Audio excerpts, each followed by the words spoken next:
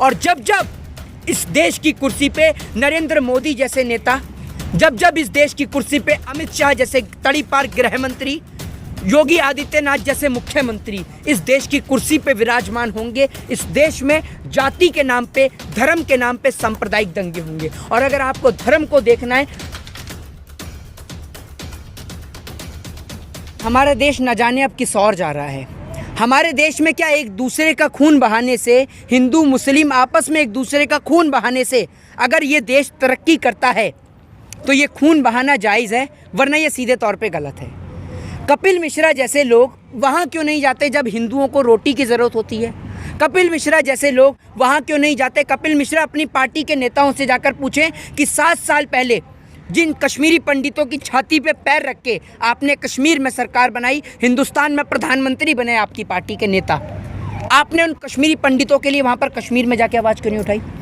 कपिल मिश्रा का काम यही है देश में दंगे कराने का। ये लोग क्या करते हैं, देश में हिंदू और मुस्लिम के नाम पर दंगे कराते हैं, और हिंदू और मुस्लिम के नाम पे दंगे कराने से अगर किसी को फ़ायदा मिलता है तो वो है भारतीय जनता पार्टी, और किसी को फ़ायदा नहीं मिलता। ये लोग चाहे कितनी भी कोशिश कर लें, इस देश का हिंदू मुस्लिम सिख ईसाई एक साथ है, चाहे वो त्रिपुरा हो, चाहे फिर वो आपका गुरुग्राम हो।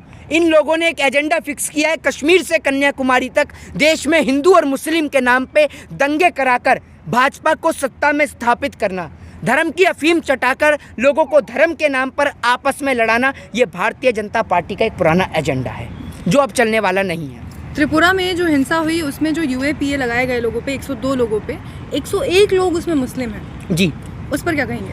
देखिए, कभी हम इस देश के अंदर सीए एनआरसी के नाम पर हिंदू मुस्लिम होते हुए देखते हैं, कभी हम मॉब लिंचिंग के नाम पर हिंदू और मुस्लिम होते हुए देखते हैं, कभी हम गाय के नाम पर हिंदू और मुस्लिम होते हुए देखते हैं, कभी यूए और पीए के नाम पर हम हिंदू और मुस्लिम होते हुए देखते हैं, तो कभी गुरुग्राम तो कभी त्रिपुरा में देखते हैं। आखिर हमारे देश के अंदर आखिर क्यों हिंदुओं को, मुस्लिमों को अपनी नागरिकता का प्रमाण पत्र देना पड़ता है? क्यों मुस्लिमों को बार बार ये साबित करना पड़ता है कि वो आतंकवादी नहीं हैं, वो इस देश के नागरिक हैं, उनके बच्चे? अगर आप इतनी हिंदू मुस्लिमवाद वाली बात करते हैं तो सरहद पे जितने भी मुस्लिम भाई तैनात हैं, सरकार एक एजेंडा क्लियर तौर पे ला देना कि आर्मी में कोई मुस्लिम भर्ती नहीं होगा, क्लियर बोले ना, निकाले सरकार। सरकार अपने पिठलगुओं को क्यों भेजती है? कपिल मिश्रा जैसे लोगों को सरकार क्यों छोड़ती है दंगे कराने के लिए? क्यों छोड़ती है बताइए ना आप मुझे। सरकार क्लियर बोल दे, क्लियर बोल देना। सरकार बोलने से डरती है क्या इस बात को? दंगा कराने वाला शब्द इस्तेमाल करते हैं, भड़काऊ भाषण देते हैं, उनके ऊपर यूपीए नहीं लगता है, लेकिन मुसलमान अगर उस दंगा भड़काने वाले के खिलाफ बोलता है उनके ऊपर यूपीए लग जाता है। एक बात आप मुझे सीधे तौर पे बताइए, आप मौलाना अब्दुल कलाम आज़ाद के बारे में क्या जानते हैं? आप क्या जानते हैं मीर उस्मान अली के बारे में? बताइए, आप क्या जानते हैं इस देश के इतिहास के बारे में?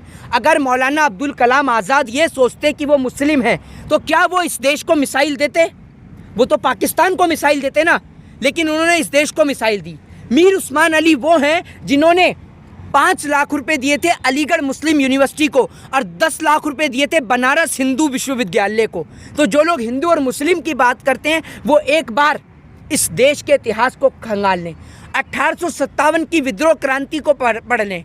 1857 की विद्रोह क्रांति किसने करी? मंगल पांडे। नेतृत्व किसने किया? बहादुर शाह जफर ने। किसके उसमें? महारानी लक्ष्मीबाई के उसमें। तो आप पढ़ के देखिए देश के इतिहास को। आप क्या जानते हैं इस देश के बारे में? आप क्या जानते हैं हुकुमचंद जैन के बारे में और मौलाना आमिद के बारे में? पढ़िए ना आप उनके बारे में। अब्दुल कलाम आज़ाद 5 जो उनके समय होते हैं नमाज के, वो पाँचों नमाज पढ़ते थे। अपने धर्म को लेकर बहुत ही, जिसे कहते हैं, अपने धर्म के प्रति वफादार थे। उसके बाद भी उन्होंने देश को कितना कुछ दिया, देश के प्रति भी उन्होंने अपनी वफादारी और अपना प्रेम पूरी तरह से दिखाया। लेकिन आज उन्हीं मुसलमानों को जो ज़मीन दी गई है नमाज़ पढ़ने के लिए, वहीं उन्हें नमाज़ पढ़ने से रोका जा रहा है। देखिए, जिन हिंदू और मुस्लिम की आपको ये लोग बात करते हैं ना, अगर उस हिंदू धर्म का, उस सनातन धर्म का सा भी पढ़ लेना, तब इनकी बुद्धि पूरी साफ हो जाएगी। आप ये समझ लीजिए, साथ से सनातन और साथ से साफ। इन जैसे नेताओं को सनातन धर्म पढ़ना चाहिए। हमारा धर्म क्या सिखाता है? हमारा धर्म लोगों का आदर करना सिखाता है। हमारा धर्म भूखे को रोटी और प्यासे को पानी पिलाना जानता है। हमारा धर्म किसी को कष्ट, किसी को हानि, किसी को नुकसान पहुंचाना नहीं जानता। हमारे धर्म में अगर गुरुद्वारे में लंगर चलता है, अगर हमारे धर्म में मंदिर में खाना बंटता है, भंडारा बंटता है, तो वो इसलिए ताकि लोगों को खाना खिलाया जाए। हमारे धर्म में किसी से कोई जाति धर्म नहीं पूछा जाता। जब आप धार्मिक स्थलों पर जाते हैं तो आपसे जाति धर्म नहीं पूछा जाता। लेकिन आज इन लोगों ने एक ऐसा दिमाग के अंदर, लोगों के अंदर में एक माइंड सेट कर दिया है। हमारे हिंदू धर्म के आप बड़े बड़े गुरुओं को देख लीजिए, कभी वो इस तरीके का नीच बयान नहीं देते जिस तरीके का बयान भाजपा के नेता देते हैं। कभी आपने जो सबसे बड़े गुरु हैं शंकराचार्य जी महाराज, आपने उनके मुंह से कभी इस तरीके का बयान सुना है कि मुस्लिमों को काटा जाए या हिंदू और मुस्लिमों को आपस में लड़ाया जाए? पूरा देश अच्छी तरह जानता है कि अंग्रेज डिवाइड एंड रूल की नीति से इस देश पर राज करके गए, फूट डालो शासन करो की नीति से। लेकिन फिर भी आज हम लोग फूट डालो शासन करो की नीति को भाजपा को इस देश के अंदर करने दे रहे हैं। क्यों?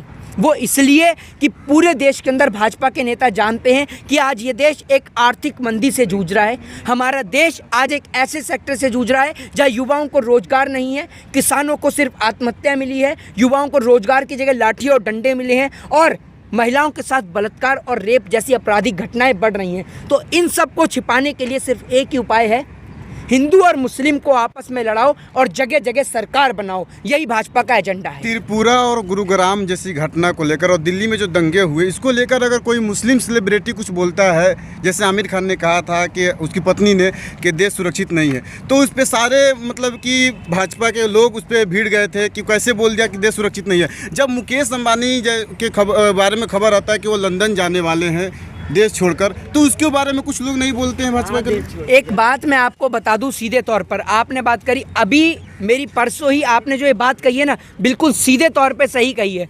अभी परसों मेरी एक, मैं नाम नहीं लेना चाहूँगा, एक सेलिब्रिटी से बात हुई, ठीक है, जो बहुत मशहूर फिल्म एक्टर हैं, उन्होंने मेरी बात हुई तो उन्होंने हमें बोला कि मोहित जी अब देश के अंदर वो माहौल नहीं रहा कि हम लोग आगे आकर बोल सकें। हमारा सिर्फ दोष इतना है कि हम मुस्लिम हैं, इसीलिए सरकार हमें उठा के बंद कर देती है। सरकार उन्हें उठाकर इसलिए बंद नहीं करती, मुस्लिम है इसलिए बंद नहीं करती, ये दिखाती है सरकार कि हमें हिंदुओं का वोट मिल जाए। वरना मुस्लिम तो शाहनवाज हुसैन भी है, मुस्लिम तो मुख्तार अब्बास नकवी भी है, मुस्लिम तो पूजा नकवी भी है। भारतीय जनता पार्टी के नेताओं को अल्लाह अकबर से दिक्कत है, लेकिन मुस्लिम दामाद पकड़ पकड़ के लाने से कोई दिक्कत नहीं है। ये पूछे कपिल मिश्रा जाकर लाल कृष्ण आडवाणी से, मुरली मनोहर जोशी से, शाहनवाज हुसैन से, मुख्तार अब्बास नकवी से, पूजा नकवी से, जिन्होंने शादी करी है तो मुस्लिमों से, उनसे पूछिए ना आप जाकर, उनसे क्यों नहीं पूछते हैं? कपिल मिश्रा गुरुग्राम से कहते हैं, जब उन्होंने इस आयोजन में वो भागीदारी ली उसके बाद उन्होंने कहा कि आज संविधान यहाँ से लागू हुआ है। इसे कैसे देखते हैं आप? आपने संविधान को तो छोड़ा ही नहीं है। बाबा साहब भीमराव अंबेडकर ने इस देश के अंदर लोगों को एक पिलर पे लाके खड़ा, सभी लोगों को एक समानता का अधिकार दिया, शिक्षा का अधिकार दिया, जो हमारे मौलिक अधिकार हैं वो हमें प्रदान करे। आपने हिंदू, मुस्लिम, सिख, ईसाई सबको आपस में लड़ाकर आपने तो लोकतंत्र की धज्जियां उड़ा दी।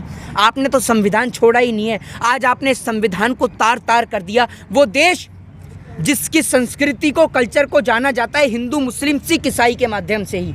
हमारे देश के अलावा कोई और देश नहीं है जहां दिवाली और रमज़ान साथ में मनते हों। और ये लोग चाहते हैं कि इस देश से इस रौनक को ख़त्म कर दिया जाए। जो लोग समझते हैं ना कि अगर आज हिंदुओं को टारगेट करना बंद कर दिया गया, अगर मुस्लिमों को टारगेट करना बंद कर दिया गया, तो हम उस पिंजरे में कैद मुर्गों की तरह हैं कि जिस मुर्गे को निकाला जाता है सिर्फ वही चिल्लाता है। इसका मतलब ये नहीं कि बाकी मुर्गों को नहीं काटा जाएगा। तो अगर आज मुस्लिमों को टारगेट किया जा रहा है तो कल नंबर हिंदुओं का भी है, चाहे वो दलितों के नाम पर हो, चाहे फिर वो शूद्र के नाम पे हो, वैश्य के नाम पे हो, क्षत्रियों के नाम पे हो। और जब जब इस देश की कुर्सी पे नरेंद्र मोदी जैसे नेता, जब जब इस देश की कुर्सी पे अमित शाह जैसे तड़ीपार गृह मंत्री, योगी आदित्यनाथ जैसे मुख्यमंत्री इस देश की कुर्सी पे विराजमान होंगे, इस देश में जाति के नाम पे, धर्म के नाम पे सांप्रदायिक दंगे होंगे। और अगर आपको धर्म को देखना है, धर्म की परिभाषा को पढ़ना है, तो आप एक बार चले जाइए वृंदावन धाम, आपको पता चल जाएगा। वहाँ पर किसी से जाति और धर्म नहीं पूछा जाता। आप जाके देखिए कि क्या होती है भक्ति।